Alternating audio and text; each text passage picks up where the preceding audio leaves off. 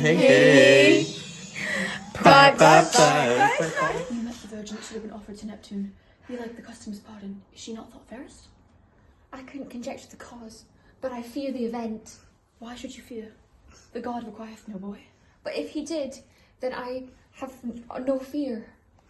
I am glad he doth not, because if he did, then I would have cause to fear.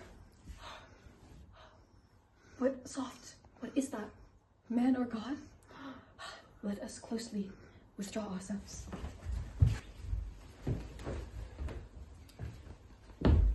And do men begin to be equal with gods, seeking by craft to overreach them that by power oversee them?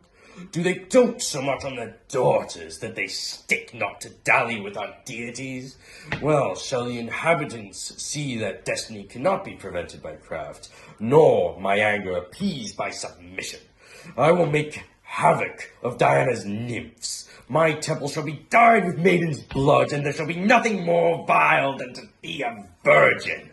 To be young and fair shall be accounted shame and punishment, insomuch as it shall be thought as dishonorable to be as honest and fortunate as deformed. O Neptune, have you forgotten thyself? Or wilt thou clean forsake me? Hath Diana therefore brought danger to her nymphs, because they be chaste? Shall virtue suffer both pain and shame, which always deservest praise and honor? Praise and honor, Neptune? Nothing less, except it be commendable to be coy and honorable to be peevish.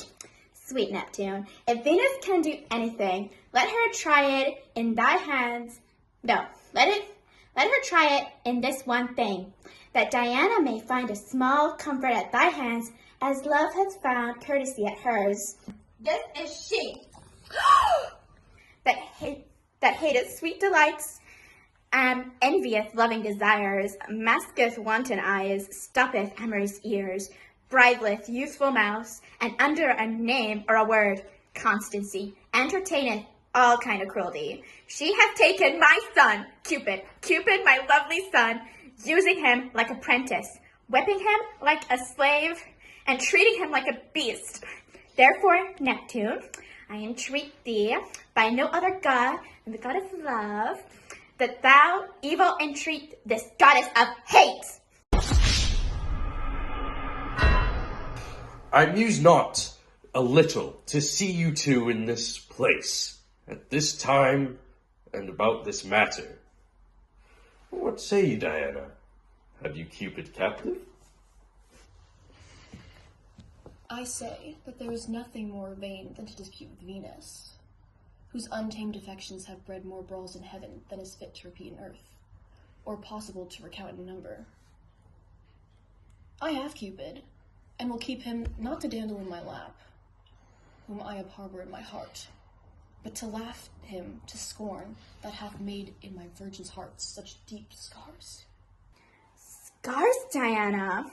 Call you them that I know to be bleeding wounds? Alas, weak deity, it stretcheth not so far, both to abate the sharpness of his arrows and to heal the hurts.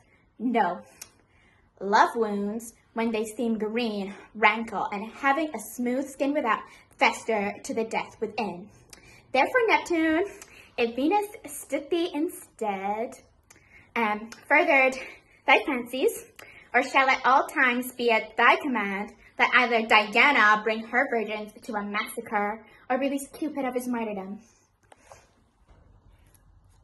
It is known, Venus, that your tongue is as unruly as your thoughts, and your thoughts as unstayed as your eyes.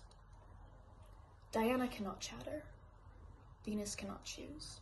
It is an honor for Diana to have Venus mean ill, when she so speaketh well. But you shall see, I come not to trifle. Therefore, once again, Neptune, if that be not buried, which can never die, fancy, or that quenched which must ever burn, affection, show thyself the same Neptune that I knew thee to be when thou wast a shepherd, and let not Venus's words be in vain in thine ears, since thine were imprinted in my heart. It were unfit that goddesses should strive, and it were unreasonable that I would not yield, and therefore to please both attend. Diana, I must honor, her virtue deserveth no less. But Venus, I must love, I must confess so much. Diana, restore Cupid to Venus, and I will forever release the sacrifice of the virgins. If therefore you love your nymphs as she doth her son, or prefer not a private grudge before a common grief, answer what you will do. I account not the choice hard, for had I 20 cupids, I would deliver them all to save one virgin. Knowing love to be the thing of all vainest, virginity to be virtue of all the noblest. I yield. Larissa, bring out Cupid. Oh, Larissa, get thee in thou corner. And now it shall be said that Cupid saved those he thought to spoil. I agree to this willingly, for I will be wary how my son wander again, but Diana cannot forbid him to wound. Yes, chastity is not within the level of his bow. But beauty is a fair mark to hit. Well, I'm glad you are agreed, and say that Neptune hath dealt well with beauty and chastity. Here, take your son.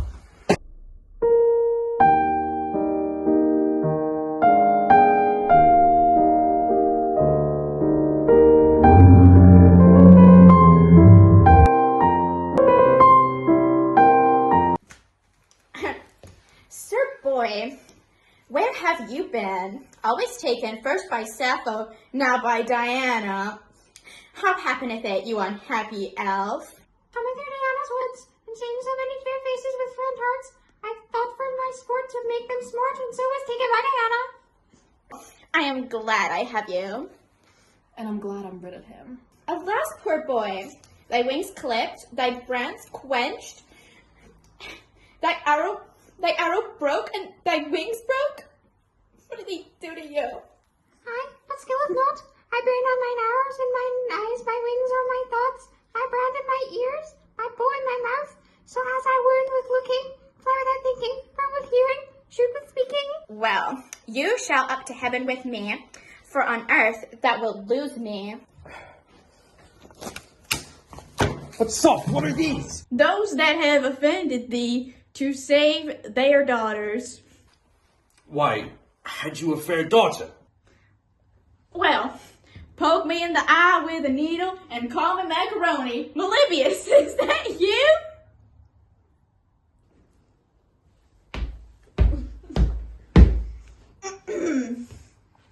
I am Melibbeus, a fair daughter. Oh, and where be they? In yonder woods, and methinks I see them coming. Well, your deserts have not gotten pardon, but these goddesses' jars. You okay? And this is my fair daughter, Philida. And this is my fair Galatea. Unfortunate Galatea, if this be Philida?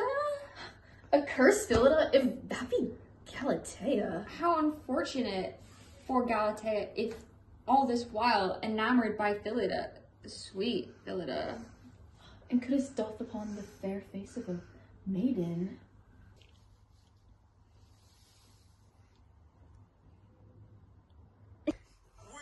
Galatea. Apollo prevent. What, you two maidens love each other?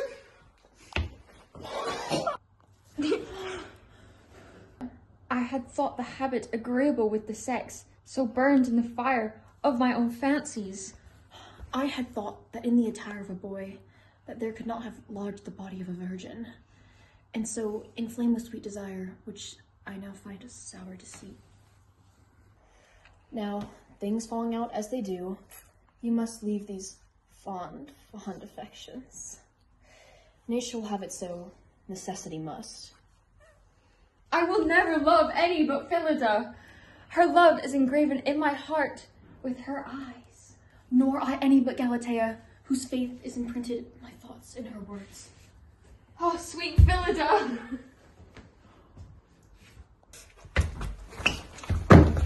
An idle choice, strange and foolish, for one virgin to dote on another, and to imagine a constant faith where there can be no cause of affection.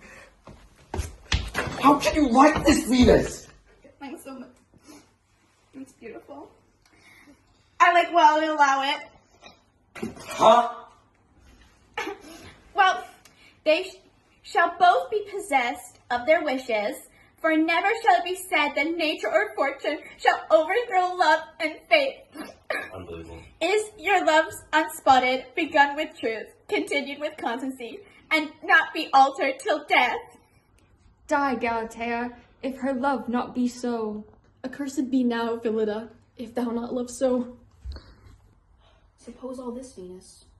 What then? Then shall it be seen that I can turn one of them to be a man, and that I will. Is it possible? What is to love, or the mistress of love, impossible? Was it not Venus that did the like to Iphis and Ianthes? How say ye? Are ye agreed, one to be a boy presently? I am content, so I may embrace Galatea. I enjoy it, so I may embrace Phillida. What? No! I can't believe this! This is preposterous! Soft daughter, you must know whether I will still have a son.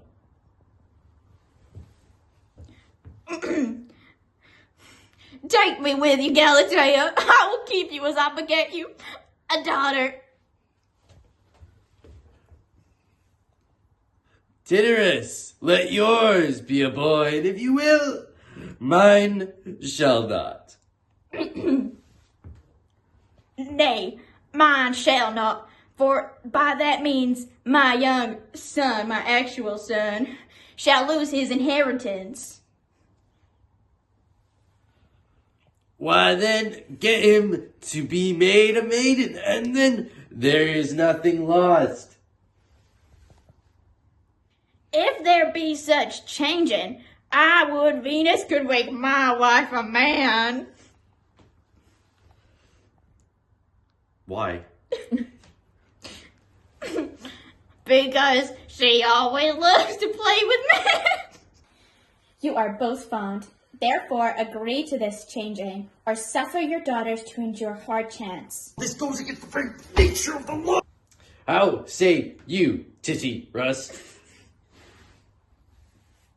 Shall we refer it to Venus?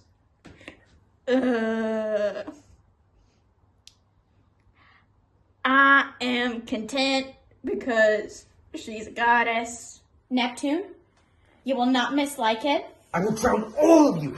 nor you, Diana. Not I. Cupid shall not. I will not.